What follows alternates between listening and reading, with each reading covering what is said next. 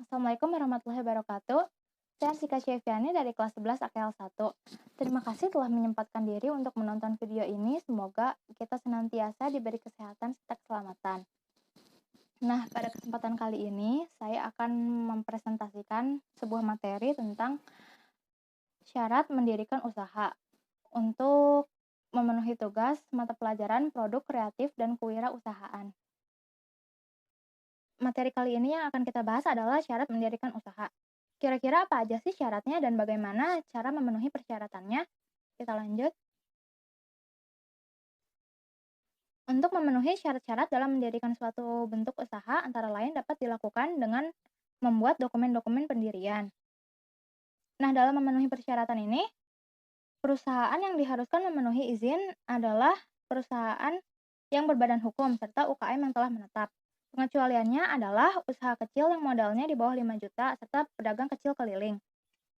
Adapun dokumen pendirian ini berupa akta pendirian usaha, situ, siup, NPWP, TRP, NRB, dan AMDAL. Adapun fungsi dari dokumen pendirian ini bagi perusahaan antara lain adalah sebagai bentuk legalitas perusahaan di mata hukum serta memberikan kejelasan status kepemilikan perusahaan. Yang pertama di sini adalah akta pendirian perusahaan. Akta ini diperlukan sebagai bukti adanya pendirian sebuah perusahaan baik besar maupun kecil.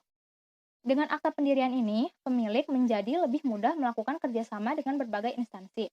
Adapun fungsinya adalah sebagai legalitas perusahaan, memberi kejelasan status, serta sebagai dokumen pembuatan TDP dan SIUP.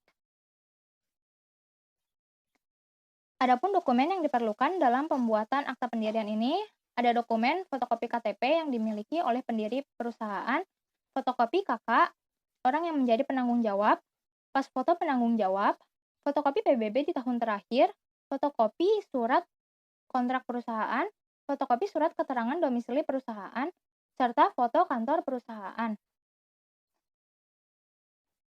Nah, yang kedua ada situ atau surat izin tempat usaha.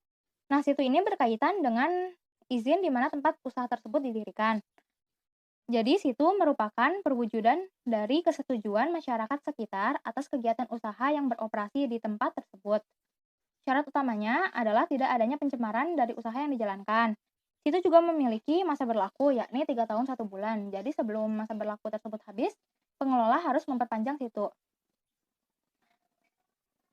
Adapun dokumen yang diperlukan dalam pembuatan situ antara lain salinan KTP, pas foto dari penanggung jawab atau pemilik, salinan akta pendirian usaha, serta surat lunas PBB. Adapun lampiran-lampiran yang diperlukan dalam pengurusan situ antara lain ada satu, surat izin dari tetangga, fotokopi KTP pemilik usaha, fotokopi lunas pajak bumi dan bangunan atau PBB, fotokopi izin mendirikan bangunan atau IMB, serta gambar dana usaha, fotokopi NPWP, fotokopi analisis mengenai dampak lingkungan atau AMDAL. Nah, yang ketiga ini ada SIUP atau surat izin usaha perdagangan. SIUP ini merupakan surat izin untuk dapat melaksanakan kegiatan usaha perdagangan atau kegiatan operasional suatu usaha. Masa berlaku SIUP ini tidak terbatas selama perusahaan masih aktif. Adapun dokumen yang diperlukan dalam pembuatan SIUP tergantung dari bentuk usahanya. Ada untuk perusahaan PT, dokumen yang diperlukan antara lain salinan akta pendirian, salinan pengesahan, salinan pendaftaran akta pendirian, salinan berita negara tentang pendirian PT, salinan risalah rapat umum pemegang saham, salinan situ, salinan KTP dari penanggung jawab, salinan surat keputusan ganti nama dari penanggung jawab, pas foto dari penanggung jawab, serta salinan surat direksi.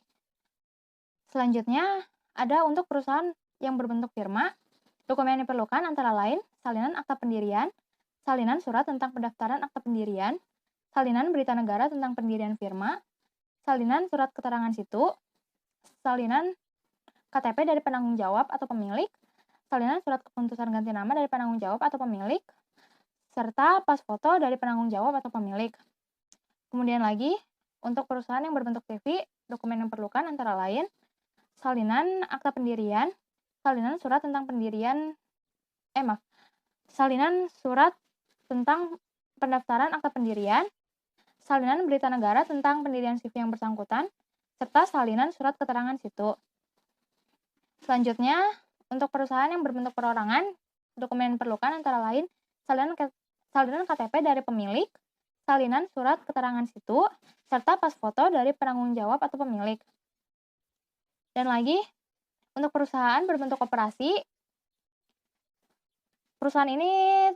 koperasi ini terbagi dalam 3 macam, yakni untuk koperasi yang kegiatannya lebih dari satu provinsi, kemudian untuk koperasi yang kegiatannya dalam daerah provinsi yang mencakup beberapa kabupaten, serta koperasi yang kegiatannya dalam daerah kabupaten.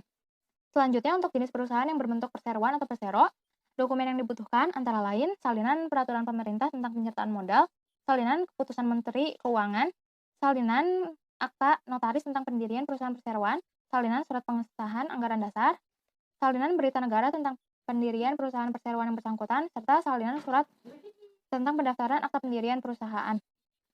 Kemudian yang terakhir, untuk perusahaan yang berbentuk daerah, dokumen yang dibutuhkan antara lain salinan peraturan daerah tentang pendirian atau pembentukan perusahaan, salinan surat keputusan menteri, salinan surat keputusan tentang pelimpahan dari pemerintah pusat kepada pemerintah daerah, serta salinan akta pendirian dari notaris.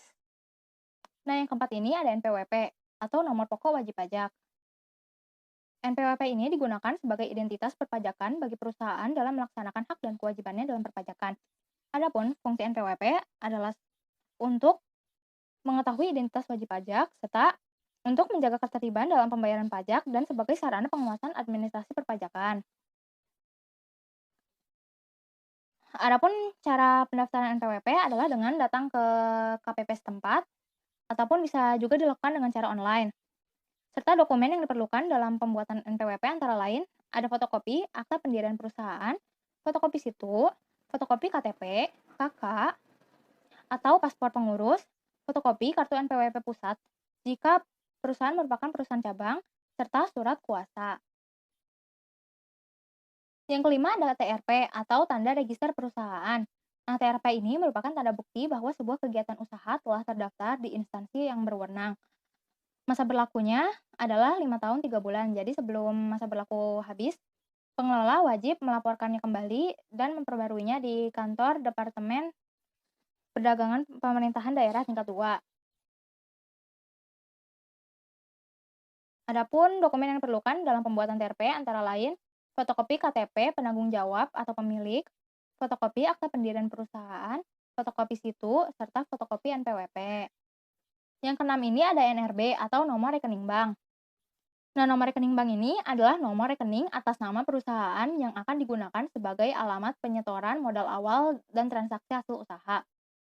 Prosedur untuk membuka rekening bank adalah dengan mendaftarkan diri di bank serta mengisi formulir pendaftaran.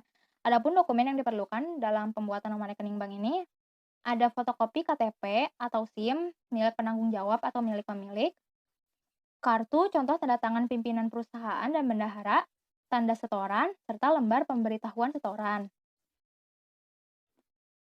Yang terakhir, yang ketujuh, ada AMDAL atau analisis mengenai dampak lingkungan. AMDAL ini adalah kajian hasil studi mengenai dampak besar dan penting dari suatu kegiatan usaha sebagai proses pengambilan keputusan atau izin usaha. Nah, secara jelasnya, AMDAL ini adalah kajian yang menganalisis apa saja sih dampak dari suatu kegiatan usaha yang di masa yang akan datang. Jadi, fungsi AMDAL sendiri juga penting dalam perizinan kegiatan usaha. Dan diharapkan dengan adanya AMDAL ini, perusahaan-perusahaan tidak seenaknya melaksanakan kegiatan usaha dan membuang limbah sembarangan di mana-mana. Serta dengan adanya AMDAL ini, kita juga menjunjung tinggi usaha yang berwawasan lingkungan.